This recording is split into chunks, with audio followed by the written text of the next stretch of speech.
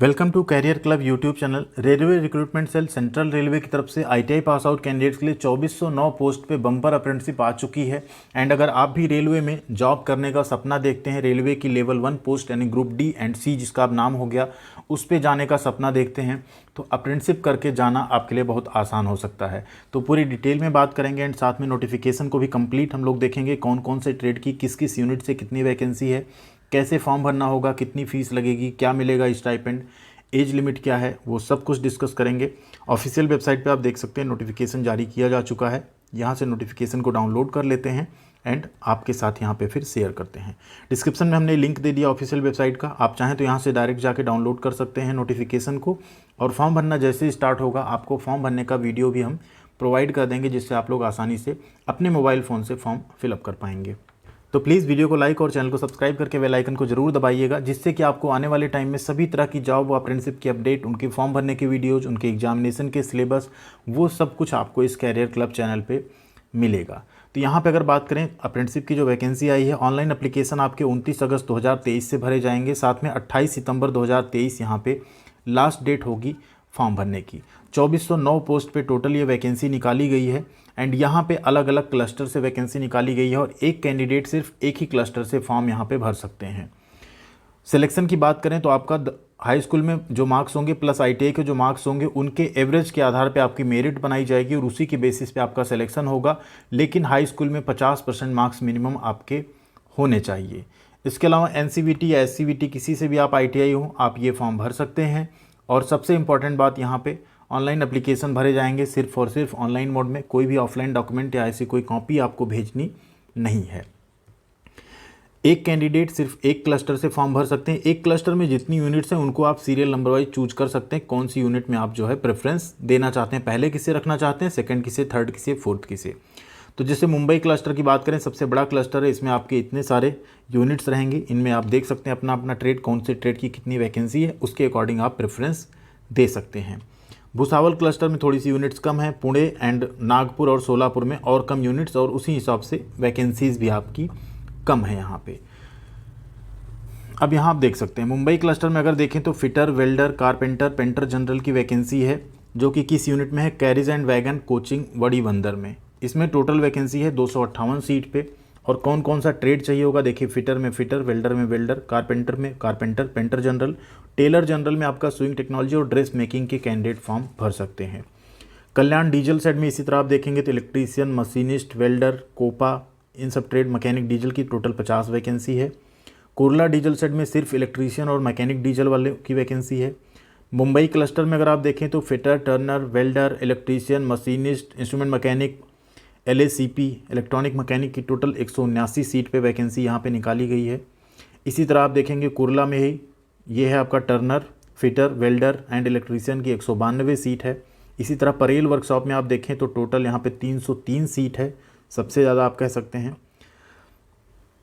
Matunga workshop में देखेंगे 547, यहाँ तो सबसे ज़्यादा आप देख सकते हैं। मशीनिस्ट की 24 पोस्ट है, मैकेनिक मशीन टूल मेंटेनेंस 45 है, फिटर की 184, कारपेंटर की सबसे ज़्यादा 118, welder gas and electric 51, painter general 35 और इलेक्ट्रीशियन की 90 सीट पे वैकेंसी निकाली गई है। टोटल 547 सीट है।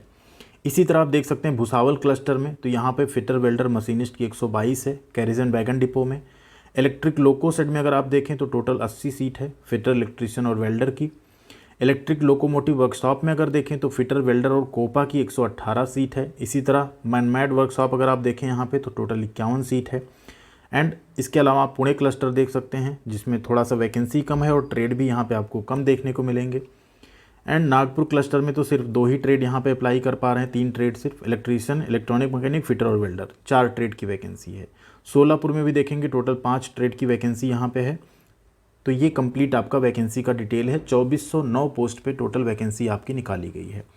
2000 जो पिछला नोटिफिकेशन था उसका अभी तक मेरिट लिस्ट नहीं जारी किया गया, नई वैकेंसी यहाँ पे जारी की जा चुकी है। कहीं ना कहीं सेंट्रल रेलवे की एक बहुत बड़ी मिस्टेक है ये, कम से कम पिछली वैकेंसी को पहले क्लियर कर लेना था नई वैकेंसी लाने से पहले। एलिजिबिलिटी कंडीशन की बात करें तो एज लिमिट आपकी 15 से 24 साल तक होनी चाहिए। 29 अगस्त 2023 को ये कैलकुलेट किया जाएगा, तो मिनिमम 15 साल, मैक्सिमम 24 साल।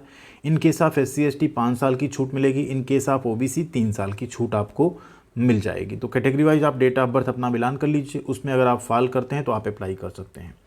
पीडब्ल्यूडी कैंडिडेट को 10 साल की यहाँ पे छूट मिल जाती है एज में, तो आपके लिए और ज़्यादा आसानी हो जाती है जो भी पीडब्ल्यूडी कैंडिडेट्स हैं।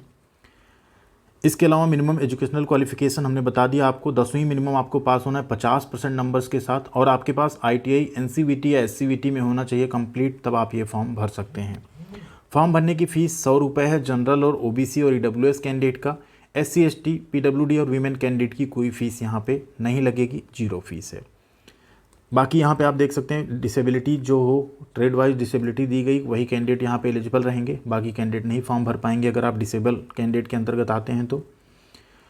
एंड अप्लाई ऑनलाइन मोड में फॉर्म होंगे, RRCCR की ऑफिशियल वेबसाइट से होगा। फॉर्म भरने का वीडियो आपको हम ज़रूर प्रोवाइड करेंगे, जिससे आप लोग आसानी से अपने मोबाइल फ़ोन से बिना किसी साइबर कैफ़े का चक्कर काटे फॉर्म भर पाएंगे स्टेप बाय स्टेप। बस अपने फ़ोटो जो फोटोग्राफ है आपका फ़ोटो पासपोर्ट साइज़, उसको आप स्कैन कर लीजिएगा 100 DPI में 3.5 × 3.5 में, साथ में 20 से 70 KB के बीच। कैसे एडिट करते हैं, फ़ोटो रिसाइज कैसे करें, उसका एक वीडियो है, उसको आप देख सकते हैं वहाँ से जाके। आसानी से आप फ़ोटो अपने मोबाइल फ़ोन से रिसाइज कर पाएंगे, चाहे फ़ोटो हो चाहे सिग्नेचर हो। डॉक्यूमेंट्स भी आपके लगेंगे 10वीं की मार्कशीट, सर्टिफिकेट, ITI की मार्कशीट और सर्टिफिकेट, कास्ट सर्टिफिकेट, PWD अगर हैं तो वो सर्टिफिकेट, ये सब कुछ आपको जो है अपलोड करना पड़ेगा फॉर्म भरते टाइम। लास्ट डेट है आपकी 28 सितंबर 2023 शाम को 5 बजे तक। उसके पहले पहले आप सभी को फॉर्म कंप्लीट कर लेना है अपना। स्टाइपेंड जो मिलेगा वो 7,000 रुपये पर मंथ मिलेगा यहाँ पे, ठीक है। 7,000 रुपीज़ पर मंथ आपको स्टाइपेंड मिलेगा, जिसमें 5500 डायरेक्ट आपके अकाउंट में आएगा, 1500 रुपये DBT के माध्यम से अकाउंट में आपके बाद में क्रेडिट होता रहता है।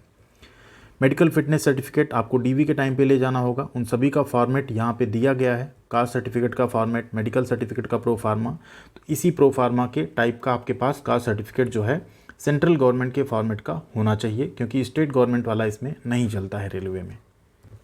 तो ये है कंप्लीट वैकेंसी। एंड आप सभी को पता है रेलवे से अगर आप अप्रेंटिसशिप कर लेते हैं तो आपको 3 बड़े बेनिफिट्स मिलेंगे, ठीक है, जो हमने पहले भी आपको बताया था।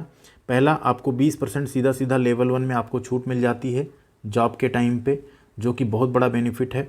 दूसरा, आपको जो अप्रेंटिसशिप में मार्क्स स्कोर करेंगे उसके 1/3 का वेटेज आपको CBT मिलता है, साथ में 2/3 आपका CBT का मार्क्स जोड़ के आपकी मेरिट बनाई जाती है। तो जो CBT एग्ज़ाम होता है लेवल 1 की जॉब का, ग्रुप D की जॉब का, उसमें अगर आप बहुत कम एकदम मिनिमम पासिंग मार्क भी स्कोर करते हैं तो आप रेलवे में सिलेक्ट हो जाते हैं। और तीसरा, आपको सबसे बड़ा बेनिफिट मिलता है जो PET होता है, फिजिकल एफिशिएंसी टेस्ट होता है आपका रेलवे में सेलेक्ट होने के बाद रिटन एग्जाम में, उसमें आपको छूट मिल जाती, वो अप्रेंटिसशिप पास कैंडिडेट का नहीं कराया जाता। तो ये 3 बड़े बेनिफिट आपको रेलवे की जॉब में मिल जाते हैं। साथ में अप्रेंटिसशिप करने के बाद आपको एक NAC सर्टिफिकेट मिलेगा। कई जगहों पे वैकेंसी आती है कि जिसमें ITI के साथ 1 ईयर का अप्रेंटिसशिप मांगा जाता है, तो उसमें भी आप एलिजिबल रहेंगे इस अप्रेंटिसशिप को करने के बाद। जैसे अभी भारत इलेक्ट्रॉनिक्स लिमिटेड में आई थी, इंडियन नेवी में ट्रेड्समैन मेट की वैकेंसी आती है उसमें, उन सब में भी आप एलिजिबल रहेंगे उस सर्टिफिकेट के साथ। तो ये 4 बड़े बेनिफिट आप कह सकते हैं रेलवे अप्रेंटिसशिप करने का आपको मिल जाएगा। थैंक यू वेरी मच, ख्याल रखिएगा अपना। मिलते हैं अगली अपडेट के साथ अगले वीडियो में। चैनल को सब्सक्राइब एंड वीडियो को लाइक और शेयर जरूर कीजिएगा। Thank you.